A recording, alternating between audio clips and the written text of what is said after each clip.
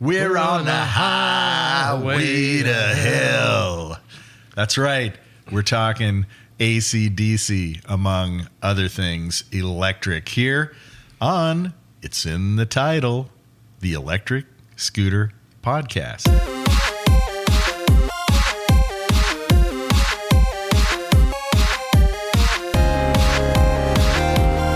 We're with Beidu, who is a skier, an engineer, a BMX off-road biker, among many, many other things that maybe we'll gradually get into during the course of the podcast. Maybe we won't.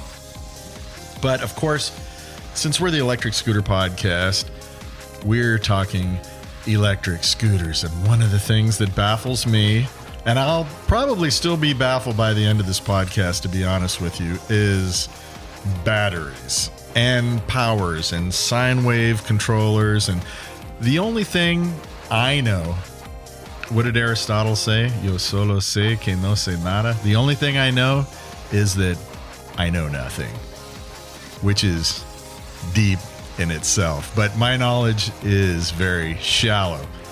So we did figure out that scooters are DC. We looked at the battery chargers for Wolf Warrior, GoTrax, Apollo Phantom, an e-bike that I have, just a variety of chargers, and turned out they were all DC. So why did we start out singing some AC/DC?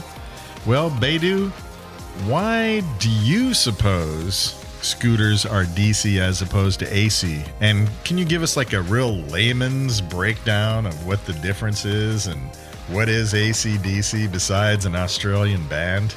Well, from my limited knowledge, AC is more expensive. That's why they're in Teslas, and DC are in Chevys and Nissans, which are less expensive.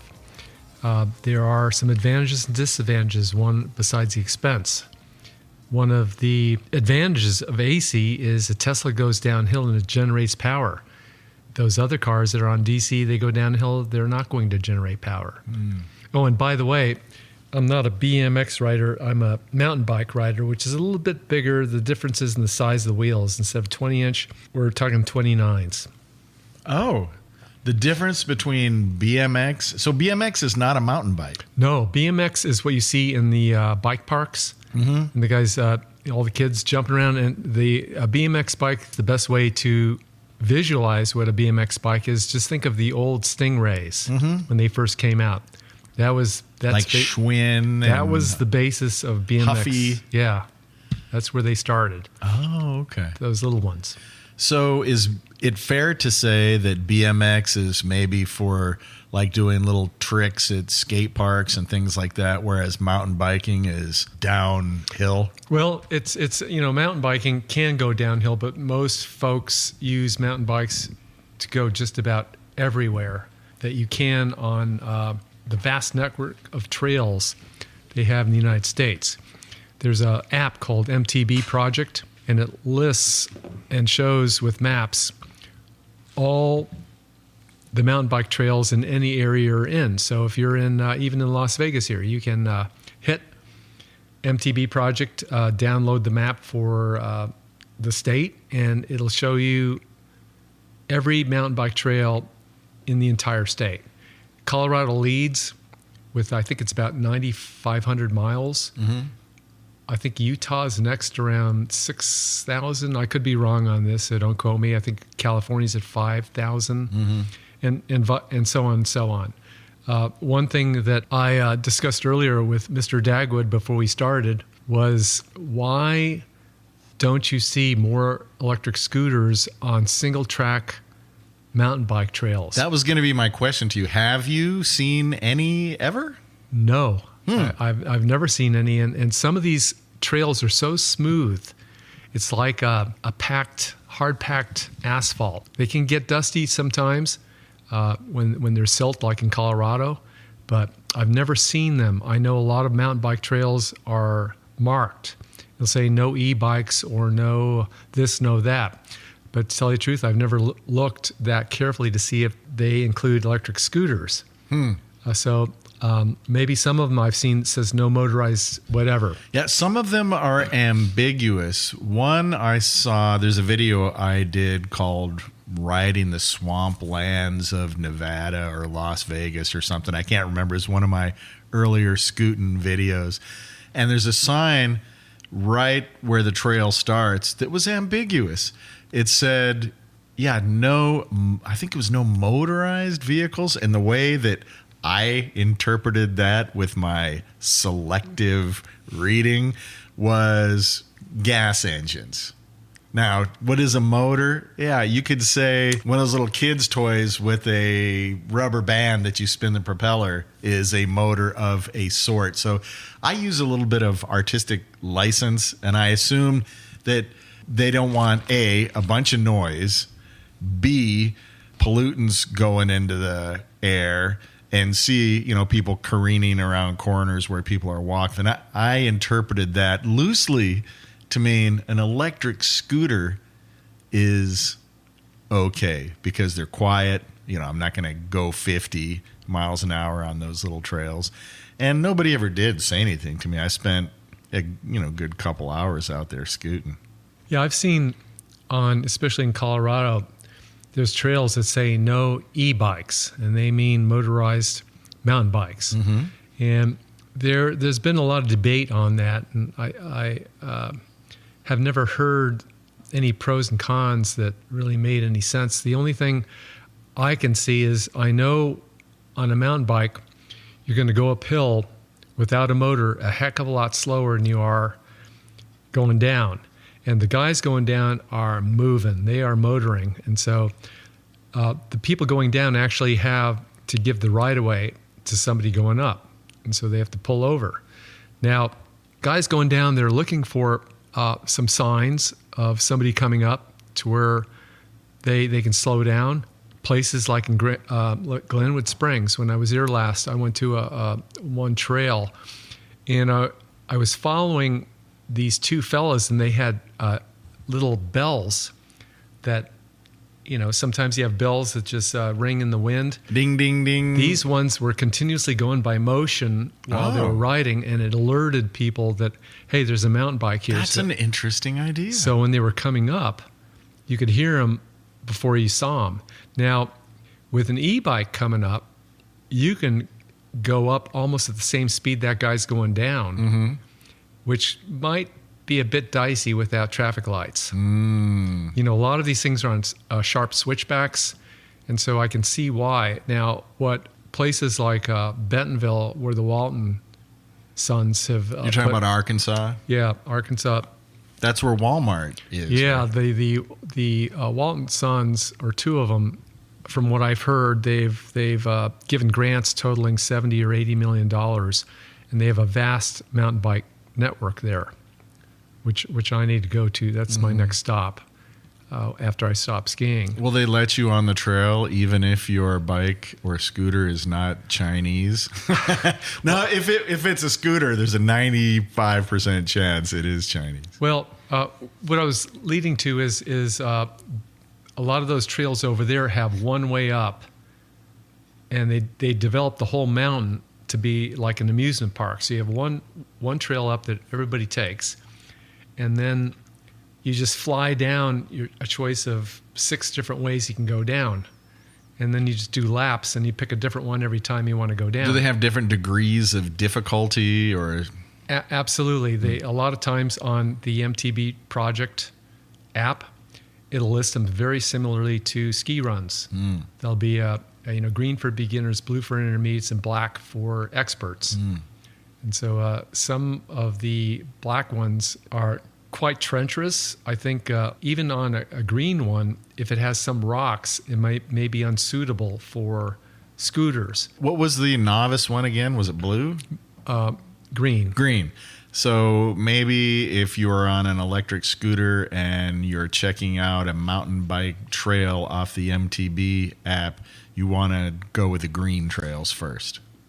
I would say almost always, because some of those, you're going over rocks that could be 2 feet, 3 feet high. Mm-hmm. And I've seen guys jump over those. I can't do it. A scooter, you absolutely cannot. Number one, you're standing on your battery. You don't want that thing flexing too much. But also, if you recall, the standard scooter tire size is 8.5 inches, which we'd all like to see it be 10 inches. Then another percentage of them are 10 inches. Mine on the Wolf Warrior are 11. We talked about the Mosfera last episode or previous episode, and that has 17-inch wheels. But even those are big, thick, heavy-duty type wheels that I don't think you want to be flying off of jumps on. Yeah, but there are some single track and small roads that are on the app that are actually quite suitable for scooters. You'll probably be best asking somebody that has local knowledge you see up there, or you can go test it, and you might have to, carry your scooter or turn around if you hit something that you say, well, I can't. This isn't the right trail. But I have seen a lot, especially in Colorado, that are very, very smooth, and they're beautiful. They go through the thick woods, and you're under this canopy of leaves just winding around, going up and down, and just gorgeous scenery up there. So that is something I think would be great for scooters to get off the asphalt or roads that are typically made for vehicles, to get on something that is more as a hiking trail. Mm-hmm. And but it's very smooth with no rocks. That's paradise for an electric scooter rider who goes off-road like me. We had Scooterhead fan send me an email. His name's Jay. He's up in British Columbia. And what you described with the canopy and the kind of dark brown trails with occasional tree roots across them is reminiscent of the photos that he was sending me. And also there's a guy named Timothy West who does scooter videos, and he's a professional photographer. And he's actually in Vancouver and cruising around the island. You can see the ocean on one side, and the houses in the neighborhoods have green lawns and white picket fences. And Timothy doesn't go off-road quite as much, but I've seen there's a guy in Australia also that you just see these beautiful, beautiful trails. What I do is mostly desert. I've gone to Monterey, California. I've gone to Ecuador, and I've gone to other places in other states, Arizona, and ridden scooters. But I want to find that spot like you're talking about. Maybe the MTB app is for me. Well, it'll tell you where the trails are, and then you have to choose wisely. And it's a free app? Yeah. Just go to, you have an iPhone. It's called, right? Yeah, it's called MTB Project. MTB Project. So, okay, awesome. I will definitely check that out. Electric Scooter Podcast. Broke the ear. And getting back to electricity.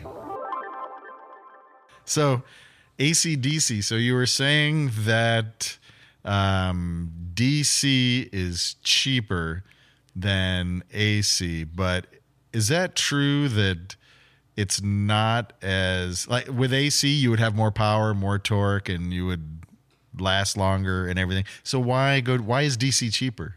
Is it the materials or what? Nobody knows. We don't. I'm not that savvy on it. I do know that all batteries, the storage is DC. Mm-hmm. And so with an AC motor, you need to convert that from DC to AC. And there is an energy loss in there. But I guess for Tesla, it's well worth it to have all that power, torque, and smoothness. And that's why the more expensive ones use AC motors. I don't know nothing about controllers. Which one is better? Sine wave or square wave? Yo solo sé que no sé nada. Tell me the difference, man.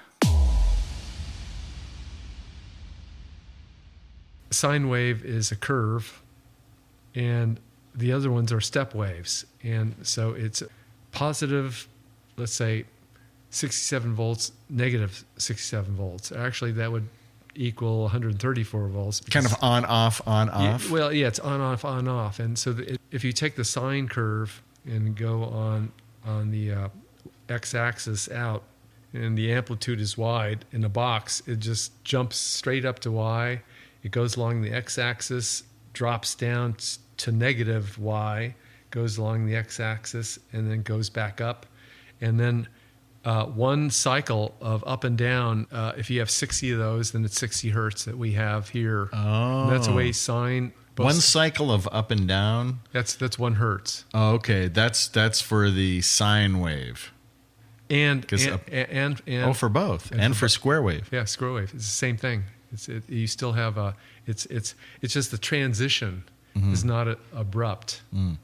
So if you have an electric scooter or an e-bike, I don't know if it would be as noticeable on an e-bike, but if you have an electric scooter, let's just say, you would definitely prefer a sine wave controller, because when you get on the throttle, your speed progression is going to be much more linear than a square wave controller, which is on, off, on, off, on, off, which is going to be more abrupt. Would that be fair to say? I don't know. They say it's definitely smoother on a sine wave. I do know people. Well, I know one person I talked to that said, who was it? Oh, it was Dan O'Man. He said he likes the square wave because he likes get on the throttle and just get jerked back, just pulling his arms forward. He's the only person I know who enjoys that kind of takeoff from a scooter. Hang on. I think most people would prefer you get on the throttle and it's somewhat gradual. It can still be quick, but linear. Kind of the difference between an inline 6 gasoline motor compared to a V6. The inline 6 is going to come on much more linear. Yeah. That reminds me of, did you ever ride one of those Kawasaki K1500s? Kawasaki 500 triple cylinder? No, but I do like the 3-cylinder. Triumph also has a 3-cylinder. But these are two-stroke. These are the old ones back. No, I've never ridden a 2-stroke 3-cylinder. I'll bet the sound is incredible. Well, it was that thing redlined. I think it was like 11,500. And that was the quickest bike and the most frightening bike, because they need on the tank to say, warning, 1, apply kung fu grip to the handlebars, and 2, put your chest down flat on the gas tank. 3, let her rip. Because if you don't do that wheelie time. No, that bike will rip you right off the bike. Wow. The bike will take off and it'll just leave you. Wow. Because that bike is quick. Anyway. And that's a gasoline engine. Have you been in Teslas? Have you driven a Tesla before? And you know how that is, man. You can just take off with electric power. The torque is absolutely incredible.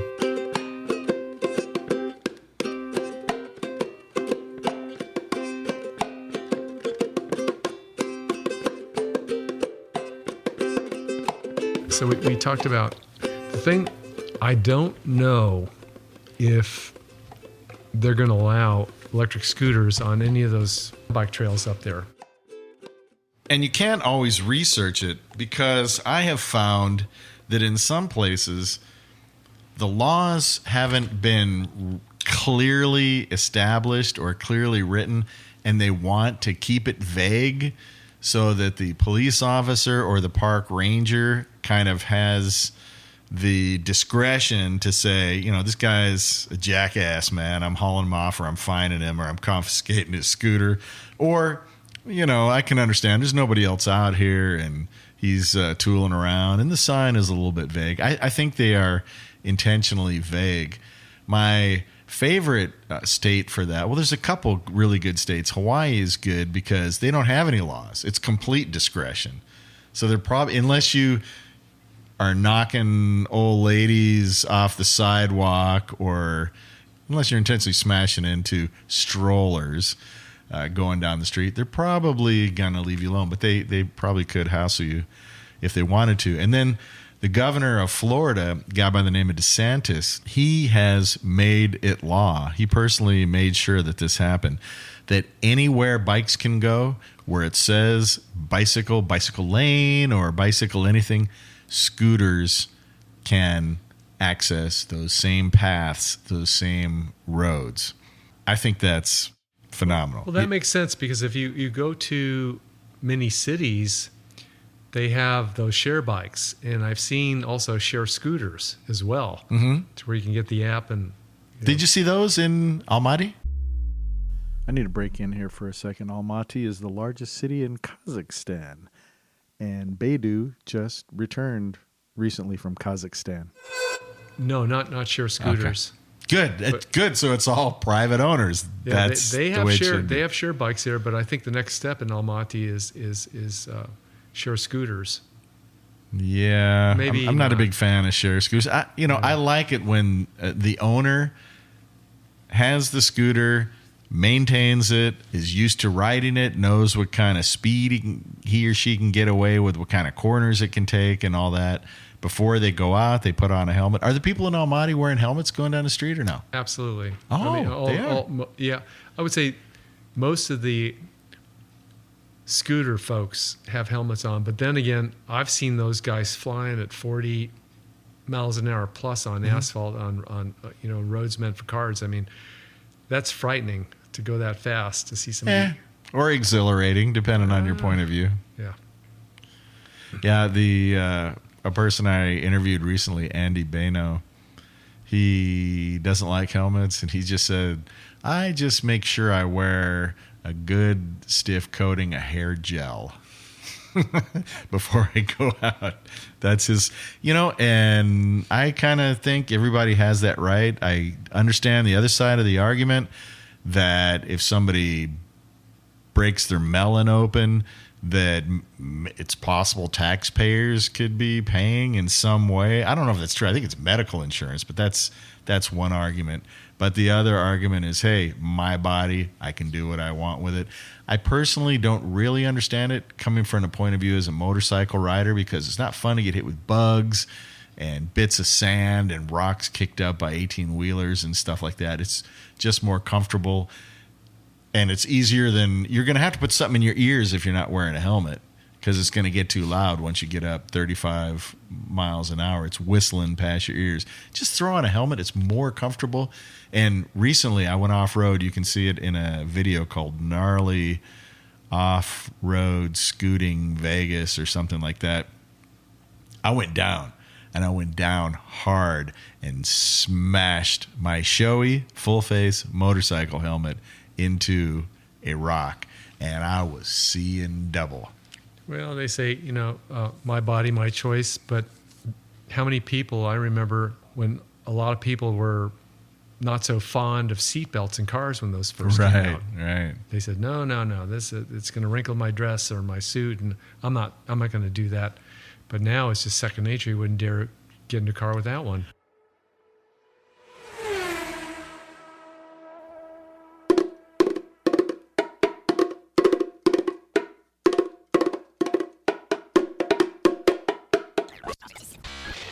Scooterheads have to think about safety. Don't want to get creamed by an F-150. Wow, a lot of bongos in this episode. I didn't even realize it as I was stitching it together. It's just that Beidu, when I asked if I could interview him, he brought over this beautiful ukulele. The most expensive and most beautiful ukulele I've ever laid eyes on. I have a cheap junk ukulele, but I also happen to have some bongos laying around. Why am I explaining this? Who knows? Who cares? But there goes one of the most impressive men I have ever met in my life. He's an engineer, an architect, full-time skier, lives out of his DIY van, and travels the country looking for primo snow. And we call him Beidu. I'd like to do another episode on DIY van life, camper van life, I mean, as it relates to electric scooters, because that's kind of what I do. I live in a sticks and mortar home. I have a regular house that I live in, but I do travel the country and the world. But I travel the country in a DIY van that is not as impressive as Beidu's. Yeah, I'm not an engineer. I'm just a regular person who's not super handy. That's just the cards I was dealt with. But I hope you enjoyed that interview, because I'd like to get back with him and talk more about the DIY van, which he uses for two things you could probably gather from this podcast: mountain biking, not BMX, as I said earlier, mountain biking and skiing.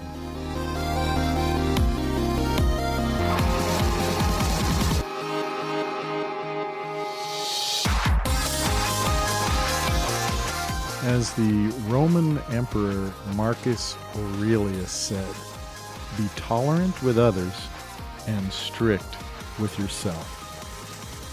And thus ends another episode of the Electric Scooter Podcast. So until next time, Dagwood Street says keep the shiny side up and the dirty side down.